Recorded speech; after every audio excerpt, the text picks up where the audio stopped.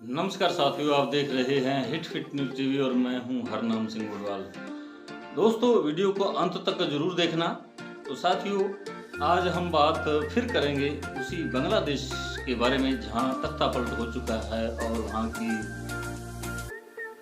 PM प्रधानमंत्री शेख हसीना ने भागकर हिंदुस्तान के अंदर शरण ली है और इस वक्त वो गाजियाबाद, दिल्ली के पास ही गाजियाबाद के अंदर ही रह रही हैं। और ये कहीं ना कहीं हिंदुस्तान के लिए बहुत ही बड़ी खतरे की बात है।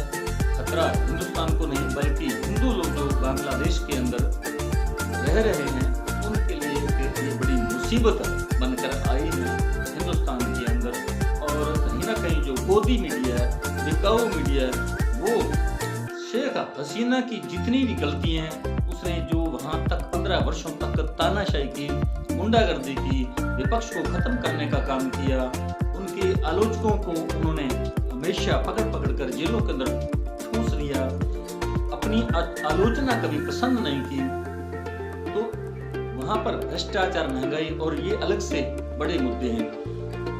इसलिए वहां की जो जनता है वो आक्रोशित थी। उन्होंने अचानक छात्रों ने इस जो क्रांति का बीड़ा उठाया, ढाका यूनिवर्सिटी के जो छात्र थे वो सड़कों पर उतरे, उन्होंने चुनौती दी, उन्होंने चैलेंज किया पीएम प्रधानमंत्री शेख हसीना को कि वो अल्टीमेटम दिया कि कुर्सी छोड़कर यहाँ से चली जाएं।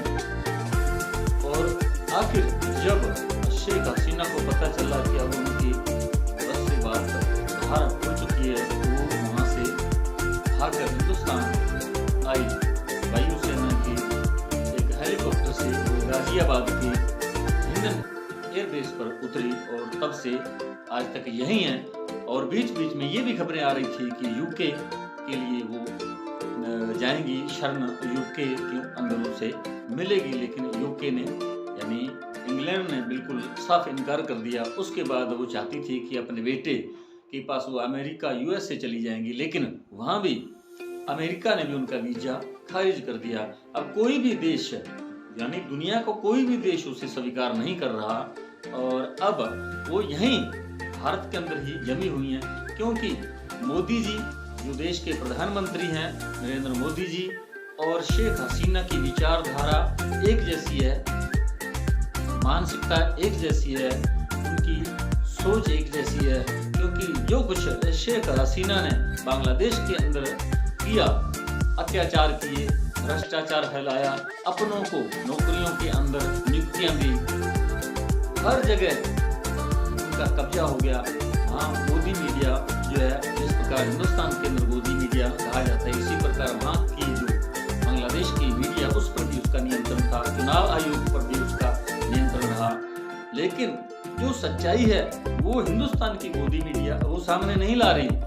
वो शेख हसीना पर जिस प्रकार उन्हें भागना पड़ा, इसी बात को लेकर वो बांग्लादेश के छात्रों और वहाँ के नागरिकों ने जो इतने दुखी थे, परेशान थे, पूरा बांग्लादेश जो है वो सड़कों पर आ गया और इसीलिए शेख हसीना को वहाँ से भागना पड़ा, भारत की शरण लेनी पड़ी। उस बात पर नहीं जा रहा हिंदुस्तान का मीडिया, क्योंकि वो कहीं ना कहीं शेख हसीना के साथ खड़ा है। क्योंकि अगर शेख हसीना की आलोचना होती है तो उसका मतलब देश के प्रधानमंत्री नरेंद्र मोदी की ही आलोचना होगी।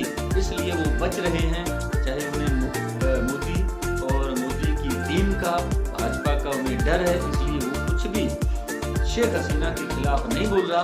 और वो बोल रहा है, यानी गोदी मीडिया बोल रहा है, तो बांग्लादेश के नागरिकों के विरुद्ध बोल रहा है, वहाँ के छात्र संगठनों के विरुद्ध बोल रहा है, वहाँ के जमाती इस्लामी जो विपक्षी दल है उसके विरुद्ध बोल रहा है, जिसकी अध्यक्षा खालिदा जिया जो बार प्रधानमंत्री रही है बांग्लादेश की। हालांकि खालिदा जिया को उसी दिन 5 अगस्त को रिहा कर दिया गया था। बाहर आते ही उन्होंने जिस प्रकार देश के हालात देखे, वहाँ जिस प्रकार दंगे भड़क उठे, आगजनी की घटनाएं हुई, लोगों को मारा जाने लगा। जो आवामी लीग है, शेख हसीना की पार्टी, उसके नेताओं को चुन चुन कर मारा जाने लगा, हिंदुओं के मंदिरों को निशाना बनाया जाने लगा, हिंदू लोगों पर हमले बोले गए। तो इस पर उन्होंने चिंता तो जरूर व्यक्त की, लेकिन वो इस्लामिक कट्टरपंथी सोच की हैं और अब जब वहाँ पर तख्तापलट हो चुका है और आने वाली जो भी सरकार वहाँ आएगी तो वो कट्टरपंथी सोच की ही होगी, और कट्टरपंथी सोच का जो भी वहाँ प्रधानमंत्री बनेगा उसकी कभी भी हिंदुस्तान के साथ पटरी फिट नहीं बैठेगी और उसके यहाँ हिंदुस्तान के संबंध कभी ठीक नहीं रहेंगे। और उस पर अगर साया होगा तो चाइना का होगा, पाकिस्तान का होगा या किसी अन्य देश का होगा, लेकिन भारत के साथ उनकी कभी भी अच्छे संबंध नहीं रहेंगे। और दूसरी बात, सबसे बड़ी बात है जो भारत के साथ बांग्लादेश की 4000 किलोमीटर लंबी जो सीमा रेखा है उस पर हमेशा तनाव बना रहेगा और उस पर की जो घटनाएं बहुत अधिक होंगी। और जो खालिदा जिया पहले 2 बार प्रधानमंत्री रही हैं, उस वक्त भी उन्होंने जो पाकिस्तानी आतंकवादी वहाँ उस पैठ करते थे और वहाँ से यानी हिंदुस्तान और बांग्लादेश का जो बॉर्डर है उसका उपयोग करते थे, वहाँ से हिंदुस्तान के अंदर वो घुस जाते थे। अब वही हाल दोबारा फिर से होने का एक आशंका जताई जा रही है। लेकिन बात जो मैं शुरू से कह रहा था कि जो गोदी मीडिया हिंदुस्तान की वो खाली शेख हसीना का पक्ष ले रही है, क्योंकि इससे अगर उसके विरुद्ध बोलेंगे तो मोदी जी नाराज हो जाएंगे, क्योंकि मोदी जी हूबहू वही कुछ हिंदुस्तान के अंदर कर रहे हैं। वो कांग्रेस मुक्त भारत की बात करते हैं, हिंदू मुस्लिम के बीच नफरत पैदा करने की ऐसी भाषण देते हैं, जैसा कि चुनावों के अंदर भी मुसलमानों को घुसपैठिया तक कह रहे थे और हिंदुओं को डरा रहे थे, मुसलमानों से ध्रुवीकरण की नीति जो राजनीति है वो कर रहे थे। और देश के हालात कैसे हैं, महंगाई बढ़ी हुई है, बेरोजगारी है, स्वास्थ्य शिक्षा पर कोई ध्यान नहीं दिया जा रहा। ऐसा लग रहा है मानो जो भारत सरकार है, मोदी सरकार है, वो चाहती है कि हिंदुस्तान के लोग जो अनपढ़ रहे, गंवार रहे, उन्हें राजनीति के बारे में कोई ज्ञान न रहे, और जो विपक्ष है, जो विपक्षी पार्टियां, उनके जो शीर्ष नेतागण हैं, उन्हें किसी न किसी बहाने ईडी द्वारा, सीबीआई द्वारा या आईटी द्वारा जेलों के अंदर ठूंस दिया जाए, कोई विरोध करने वाला, कोई आलोचना करने वाला बाकी ना रहे। इस प्रकार के हालात मोदी जी ने इस देश के अंदर पैदा कर दिए हैं और आम नागरिक बहुत परेशान है, दुखी है, महंगाई की मार पड़ रही है, लोग नहीं चाहते, मोदी को बिल्कुल पसंद नहीं कर रहे। और इसकी जो ताजा उदाहरण 18वीं लोकसभा के चुनाव हुए उसमें भाजपा जो सिमट चुकी है, 240 सीटें उनसे मिल पाई। इससे स्पष्ट पता चल रहा है अगर मोदी मीडिया भाजपा का साथ नहीं देता, झूठा प्रचार नहीं करता, झूठे दावे नहीं करता कि मोदी जी ने ये कर दिया, इतने करोड़ लोगों को नौकरियां दी है और इकोनॉमी देश की 5 ट्रिलियन इकोनॉमी हो चुकी है, इस प्रकार की झूठी बातें कर करके लोगों का जो है बुद्धि भ्रष्ट कर दी, लोगों को सोचने पर मजबूर कर दिया कि तीसरी बार प्रधानमंत्री मोदी फिर से बनेंगे, तो लोगों ने असमंजस की स्थिति में फिर से भाजपा और मोदी के लिए मतदान किया। और फिर भी बुद्धिजीवी वर्ग था जिनके अंदर जरा सी भी सोच थी, जिन्होंने ये सोचा कि देश के जो क्योंकि हर कोई इन देश व्यापी जो बड़े मुद्दे हैं, देश किस तरफ जा रहा है या देश के अंदर क्या होना चाहिए, देश के आर्थिक हालात कैसे हैं, तो इन चीजों पर हर कोई नहीं सोचता। जो बुद्धिजीवी वर्ग है, जो पढ़ा लिखा वर्ग है, शिक्षित वर्ग है, वो ही इन चीजों पर ध्यान देता है, सोचता है और वो ही डिसीजन लेता है कि कौन सी पार्टी देश के हित में है, किसके लिए मतदान करना चाहिए। तो ऐसा कुछ हुआ, लेकिन असमंजस की स्थिति वाले लोगों ने भाजपा के लिए मतदान किया, लेकिन फिर भी भाजपा 240 पर सिमट गई। बात फिर वही मोदी मीडिया पर करेंगे, क्योंकि अब जिस प्रकार मोदी मीडिया बांग्लादेश के जो क्रांतिकारी हैं, जो छात्र संगठन है, वहाँ की विपक्षी पार्टियां हैं, उनका ये मजाक उड़ाया जा रहा है या उनकी आलोचना की जा रही है, उन्हें दंगाई बताया जा रहा है। अब ये तो बांग्लादेश के नागरिक ही जाने उनके दिलों पर क्या बीती, देश के हालात कैसे हो चुके थे। इसलिए उन्होंने तो अपना आक्रोश व्यक्त किया, उन्होंने सड़कों पर वो उतरे और तख्तापलट हो गया। लेकिन गोदी मीडिया जो हिंदुस्तान का है वो उनके विरुद्ध बोल रहा है और जिसका खामियाजा वहाँ के हिंदू लोगों को भुगतना पड़ रहा है। वहाँ के मंदिर तोड़े जा रहे हैं, वहाँ के हिंदू लोगों पर हमले किए जा रहे हैं। वहाँ पर बताया जा रहा है कि लगभग 12% लोग हिंदू हैं, यानी 1 करोड़ से यानी लेकर 1.25 करोड़ तक हिंदू लोग बांग्लादेश के अंदर रह रहे हैं। अब उनकी जान पर बन आई है, जिस प्रकार मोदी मीडिया हिंदुस्तान का लगा हुआ है। और इस बात को कहीं ना कहीं स्पॉन्सर कौन कर रहा है? भाजपा के लोग भी इसी प्रकार की भाषा बोल रहे हैं। उन्हें तो खुद का पाला मार रहा है, उन्हें खुद का डर है कि उन्होंने भी देश के अंदर, हिंदुस्तान के अंदर ऐसे ही हालात पैदा कर दिए हैं और लोगों के अंदर यानी जो आक्रोश है, जन आक्रोश बढ़ता जा रहा है। क्योंकि बहुत से ऐसे मुद्दे हैं। एक चाइना ने जो गलवान घाटी के अंदर कब्जा कर रखा है, उस पर मोदी जी कुछ नहीं बोल रहे हैं।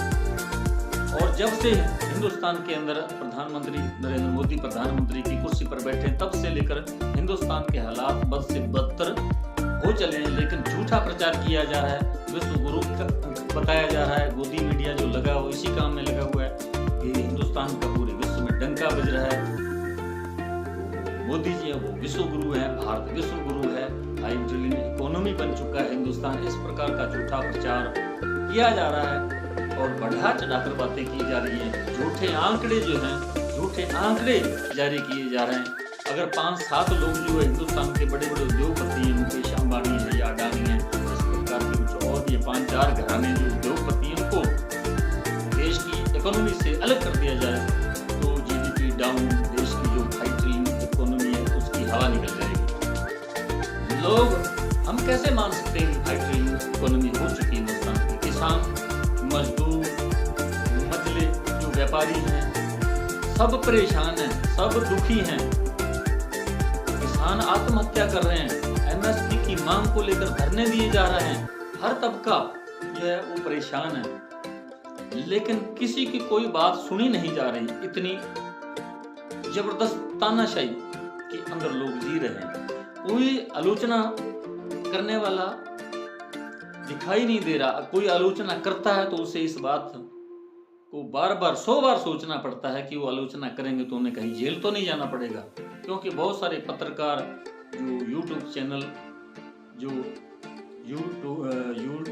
चैनल चलाने वाले पत्रकार हैं या अन्य सोशल मीडिया के जो पत्रकार हैं, बहुत सारे पत्रकार जेलों के अंदर पड़े हैं। इसीलिए अब जो ब्रॉडकास्टिंग सर्विसेज एक्ट जो मोदी जी ला रहे थे, अब उनका संसद के अंदर, पार्लियामेंट के अंदर पेश होगा। उसके बारे में क्या होगा, लेकिन उसका जो मेन जो मकसद है वो वही है कि जो सोशल मीडिया के स्वतंत्र पत्रकार हैं उनकी आज़ादी, उनकी स्वतंत्रता पर अंकुश लगाया जा सके।